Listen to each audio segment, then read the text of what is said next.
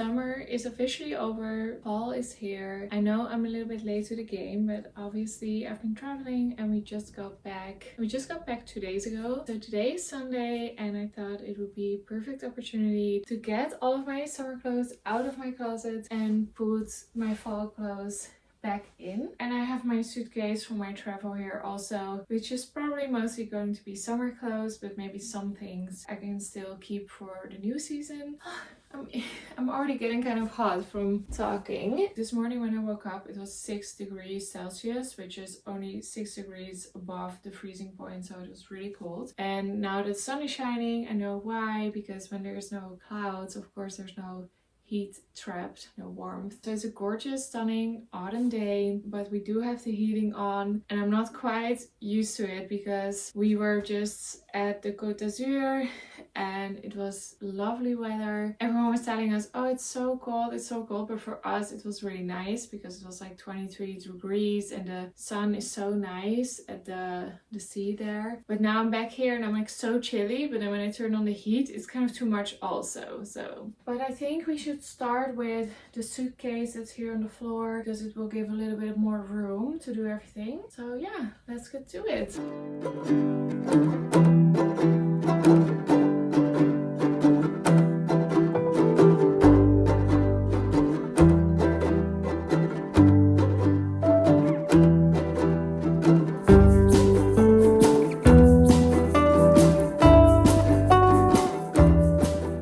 Okay, so this is a towel for my hair, but otherwise this is all the summer stuff that I just took out of the suitcase. I'm not going to show you everything now because I already did a packing video a few weeks ago. I feel like you've seen most of this. I guess this I thrifted to put on top of a bathing suit and it was a pair. Other than that, you've seen everything. Filled up another journal while we were in Monaco. So this one can go to the attic with my other journals. And it's time for a new one. And then this is the pile of things that I just took out that I still want to wear in fall. Because I might be able to combine with a cardigan or a sweater on top or something. So yeah, let's figure this out now. And then we will start emptying the closet.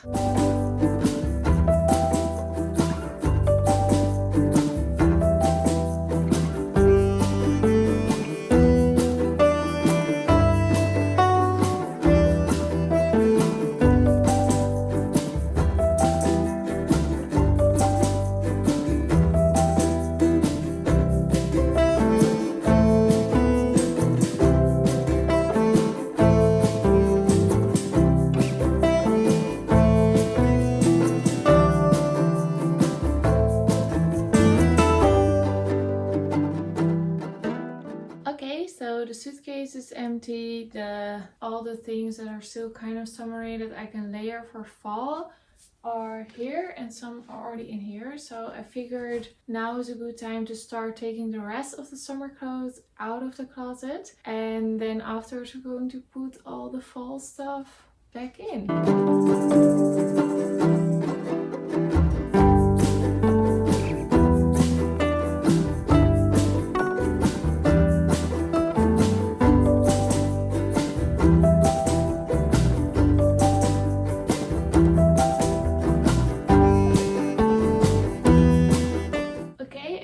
Took out all the summer clothes for right now. I have some more fall clothes to put in, but Arjan and I are going to go on a beautiful autumn walk at the moment.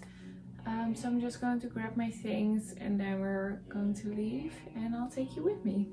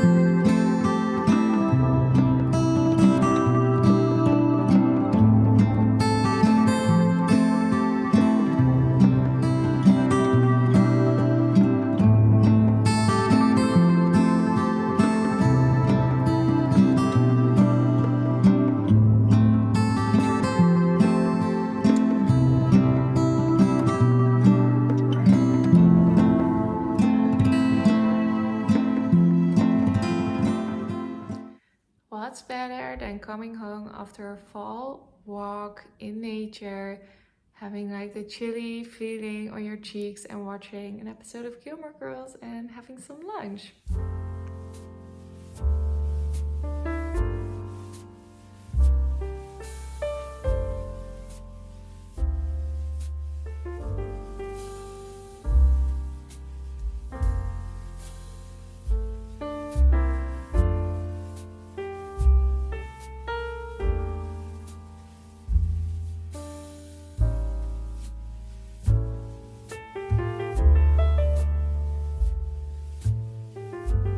Okay, so I'm back upstairs. I just put this little fluffy thing on because I'm so cold. The sun has kind of gone a little bit, so it's a little bit chillier now, but I lit a candle from my friend's wedding that we went to in New York City. They gave us like a little like scented candle. It's lavender lemon.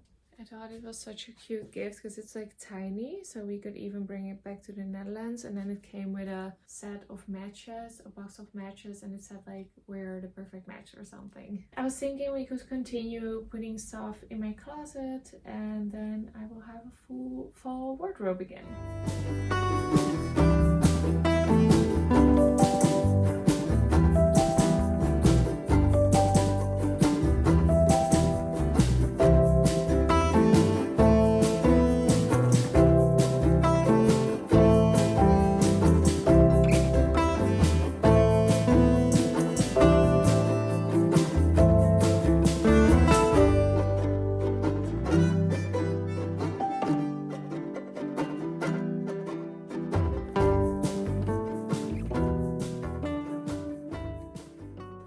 Everything is in the closet, so now I'm going to put the summer clothes in these storage bins that I'm going to put on the attic. In the attic, I just hope that it fits because I have kind of a lot of summer clothes, but yeah, we're just going to do our best.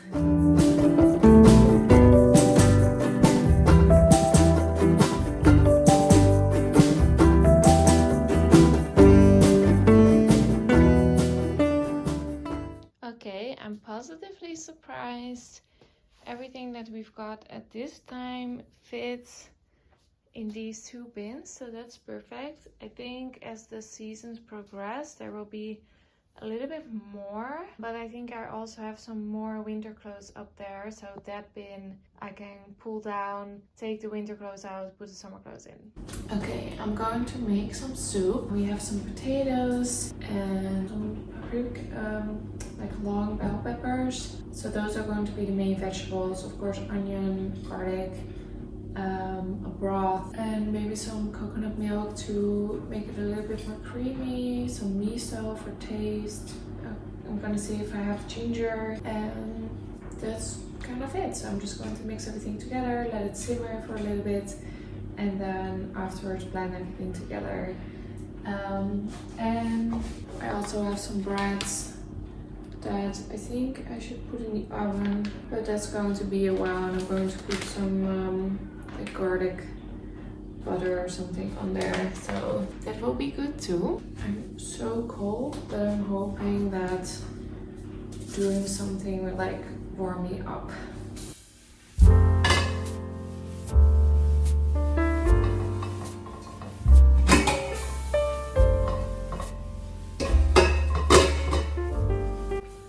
Okay, so I have a couple of potatoes, some garlic.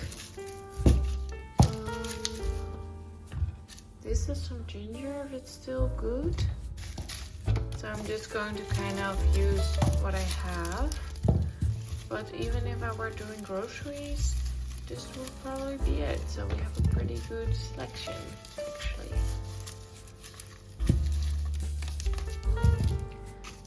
Okay, I can throw half this thing away. Okay, I just emptied this, and I read somewhere that putting a wine cork keeps the fruit flies away. So I just leave that in there. Okay, so this is what we're putting in the soup. I feel like it looks very fall. So first I'm going to cut up these onions and garlic and just fry that in some olive oil. And then afterwards I'm going to add the broth and the other vegetables.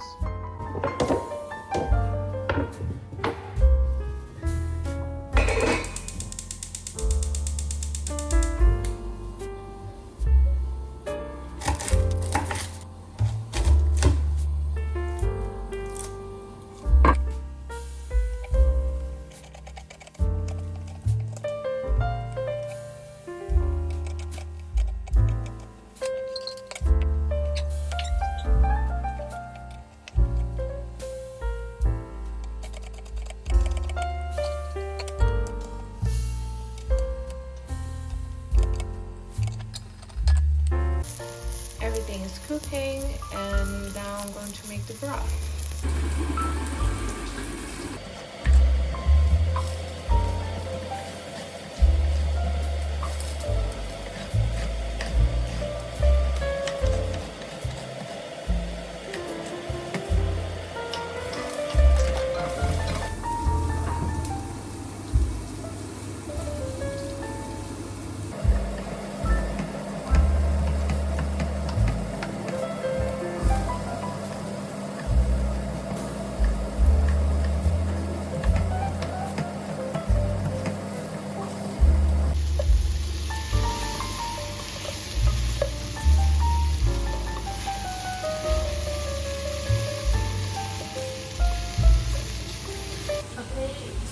On. The vegetables are cooking, and now I'm just going to add some hot water and vegetable stock, like just cubes, and then maybe some ginger. Wait, maybe some ginger first. Actually, this ginger is not alive anymore, but it would have been pretty good with it. So maybe I'll just add some herbs and stuff now, and then add the stock.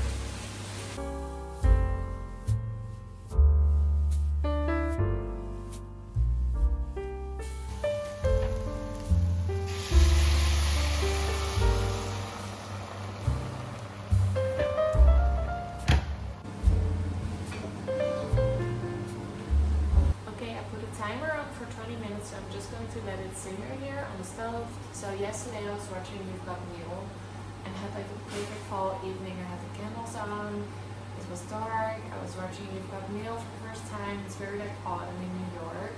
So today Arya and I are watching a movie together. We're going to watch Breakfast at Tiffany's. I've seen it a few times, he hasn't.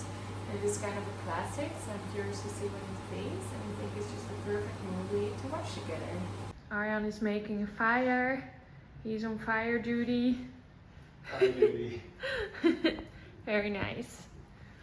The wood is from Arjan's dad's tree. They cut it once a year or something, once every 2 years. And then Arjan and his brothers come over to help and do it. And then we get the leftover wood. So that's really nice. We store it here in the corner in these baskets. And then we can use it when it's cold. And Arjan has to make me a fire. It's looking good already.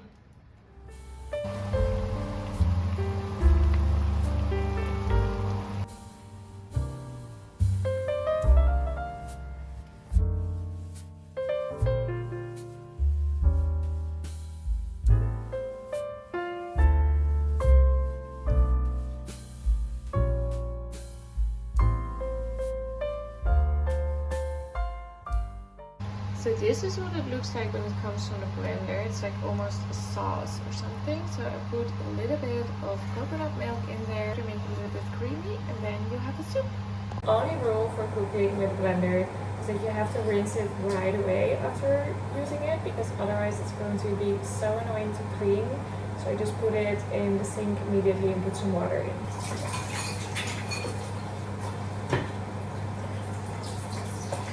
Practically clean already, and now I put it in the dishwasher for a proper clean. So if you wanted to, you could add more, but we like it a little thick so that you can still taste the vegetables.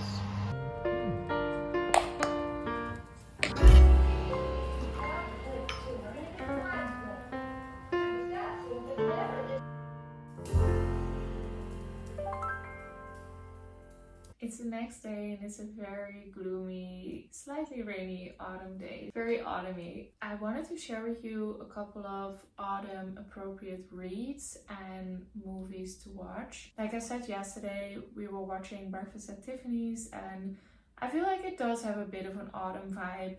Like autumn, spring in New York, like very chilly, definitely not summer. The colors can be very autumn too, with like the simple black dresses and stuff. And then all the guys are in suits. So I do feel like it is kind of an autumn movie. Maybe not like meant to be an autumn movie, but it's definitely not summer or deep in winter or anything. So that's a good one. You've Got Mail is so autumny. Even say it like, oh, autumn in New York.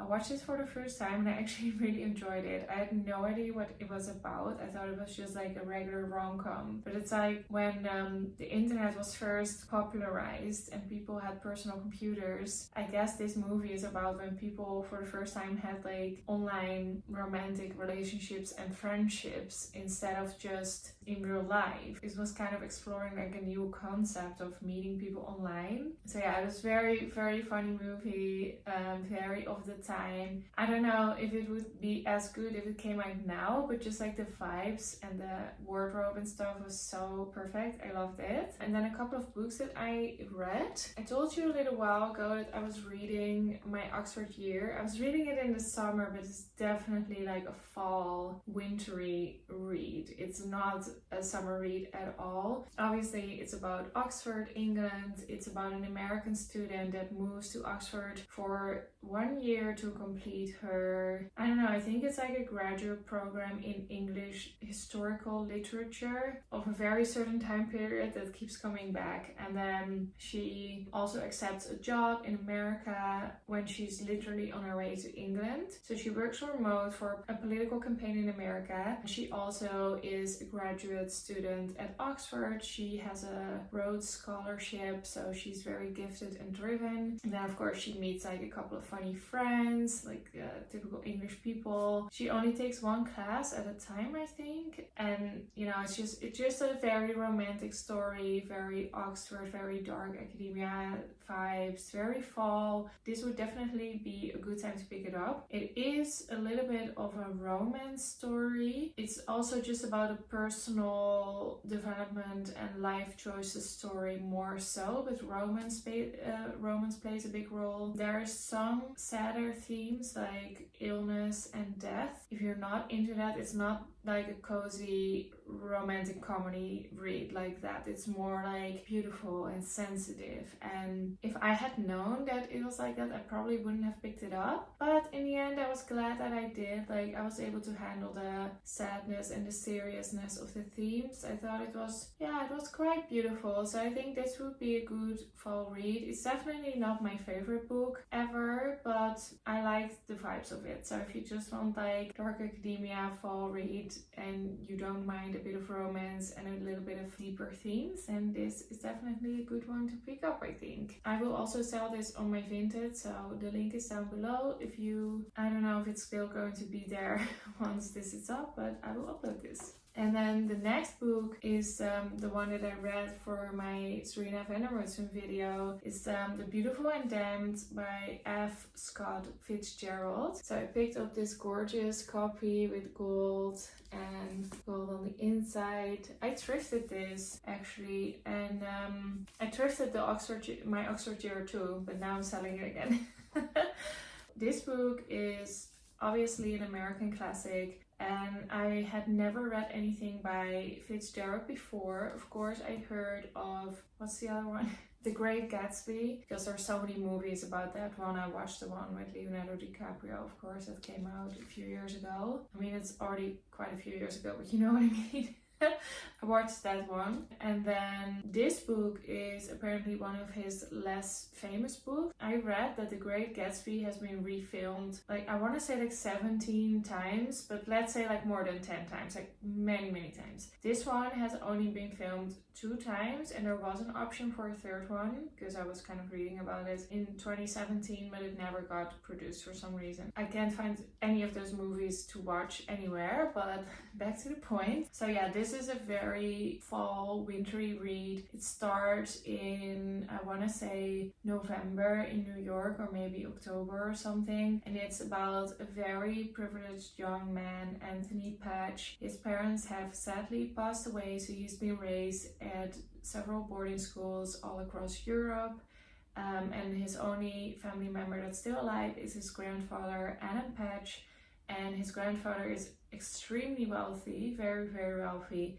And Anthony is the only heir, but at this point he just gets a moderate allowance. I don't know how moderate, because I don't know how expensive life was in New York City in 1920, because the book was published in 1920 or something, maybe 1922.